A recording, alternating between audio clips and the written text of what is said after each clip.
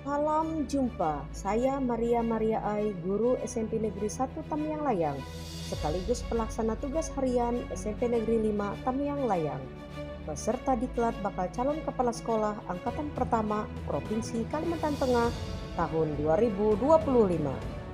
Mempresentasikan tugas modul 3, 9 langkah pengambilan dan pengujian keputusan. Selamat menyaksikan kasus 4.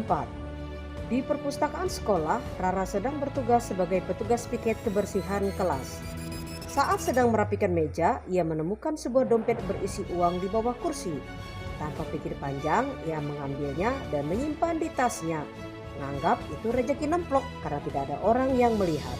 Beberapa saat kemudian terdengar pengumuman dari Bu Sri, guru pustakawan, bahwa Rina, salah satu siswa kelas lain, kehilangan dompetnya saat berada di perpustakaan.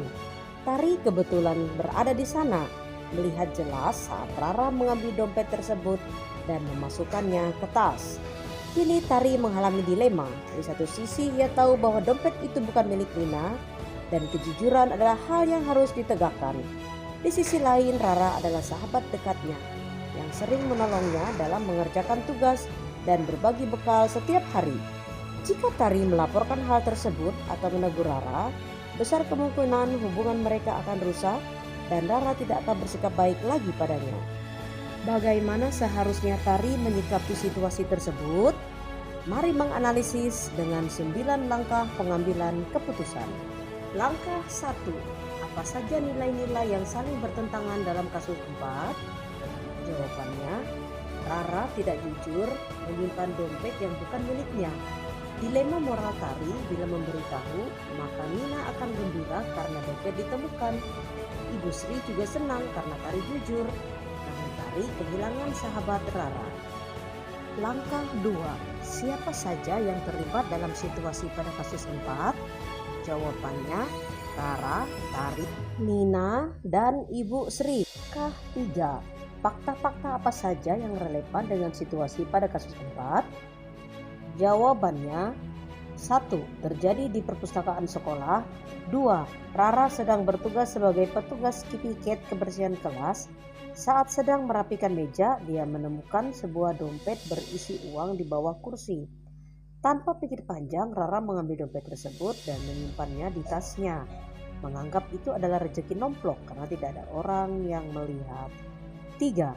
Pengumuman dari Ibu Sri, guru pustakawan, bahwa Nina, salah satu siswa kelas lain, kehilangan dompetnya saat membaca buku di perpustakaan. 4.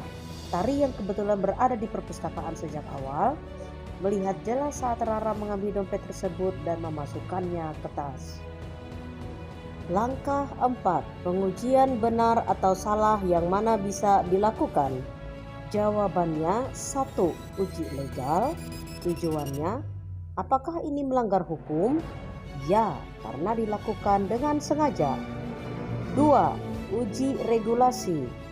Apakah ini sesuai dengan kode etik atau kebijakan sekolah? Jawabannya tidak. Kalau mengambil barang yang bukan milik. 3. Uji intuisi. Tujuan pengujian, apa kata hati nurani saya jika ini terjadi? Jawabannya, Rara tidak jujur dan salah langkah. 4. Uji publikasi. Tujuannya, bagaimana jika keputusan ini dibaca masyarakat di koran atau sosial media? Jawabannya, mengingat karena ini anak dan terjadi di lingkungan sekolah, maka baik ketika tidak menyebutkan nama pelaku. Tidak baik ketika menyebutkan nama pelaku. Selaku mediator, saya tetap menjaga kerahasiaan kasus, tidak mempublikasikannya guna menghindari Rara dibully di masa yang akan datang. Mediator bersikap netral, membantu kedua pihak berkomunikasi dan mencari solusi. Namun keputusan akhir tetap ada pada pihak yang bertikai. Dan sebagai konsiliator, tidak hanya mediator tetapi juga aktif memberikan nasihat dan rekomendasi untuk mencapai kesepakatan bersama. Tentunya mengidentifikasi dan menganalisis akar masalah menggunakan berbagai strategi penyelesaian seperti kompromi dan kolaborasi, serta menerapkan komunikasi yang terbuka dan adil. 5. Uji panutan atau idola. Tujuannya, Apa yang akan dilakukan tokoh yang saya kagumi dalam situasi ini? Jawabannya, beliau akan memanggil masing-masing pihak yang terlibat, mengumpulkan data dan fakta, menganalisis data, mengkomunikasikan hasil temuan dan kebijakan penyelesaian masalah kepada pihak yang berkonflik, kemudian meminta umpan balik dari pihak yang berkonflik. Bahasa tubuh mediator atau konsiliator harus menunjukkan netralitas, ketenangan, objektivitas, dan empati. Mediator harus menjaga kontak mata yang sopan, postur tubuh yang terbuka, dan ekspresi wajah yang tenang untuk menunjukkan bahwa mereka mendengarkan dan menjaga keseimbangan. Sikap netral ini penting untuk menciptakan lingkungan yang aman bagi para pihak yang berkonflik untuk berbicara dengan jujur dan mencari solusi bersama. Langkah 5. Pengujian paradigma benar lawan benar yang mana bisa dilakukan. Jawabannya, guna memperjelas bahwa keputusan yang akan diambil menyangkut dua hal yang sama-sama baik, bukan sekadar membedakan benar dan salah, sehingga kita bisa lebih hati-hati, reflektif, dan etis dalam memilih jalan terbaik. Menanyakan alasan mengapa tidak jujur atau dompet itu memang miliknya. Menanyakan apakah Nana betul pemilik dompet tersebut atau berpura-pura kehilangan dompet, serta menanyakan juga apakah Tina bersaksi bohong. Untuk memastikan kebenaran siapa pemilik dompet, perlu melihat rekaman CCTV bila ada, menambah saksi, teman sekelas lainnya, atau orang tua siswa. Ke-6. Prinsip resolusi yang mana bisa dilakukan? Jawabannya, resolusi adalah putusan atau kebulatan pendapat berupa permintaan atau tuntutan yang ditetapkan oleh rapat, musyawarah, sidang. Pernyataan tertulis biasanya berisi tuntutan terhadap suatu hal. Untuk menentukan pendekatan etis utama yang digunakan dalam menyelesaikan dilema, kita bisa memilih berpikir berbasis peraturan dan rasa peduli. Dengan memilih prinsip ini, kita dapat membuat keputusan yang lebih etis, konsisten, dan bertanggung jawab. Langkah 7. Adakah opsi lain yang lebih kreatif, adil, dan bijak yang bisa dilakukan?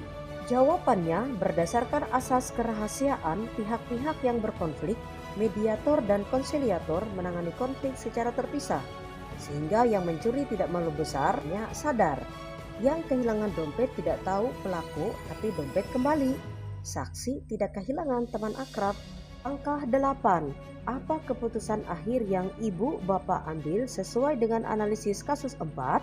Jawabannya, menegur pelaku, meminta mengembalikan dompet dan berjanji tidak mengulang kembali.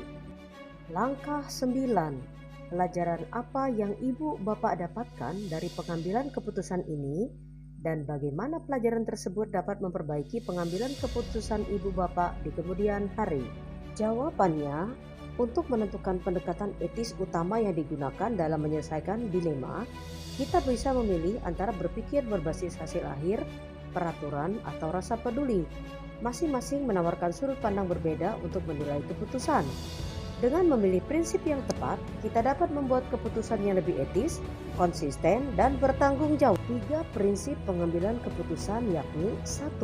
Berpikir berbasis hasil akhir, 2. Berpikir berbasis peraturan, 3. Berpikir berbasis rasa peduli.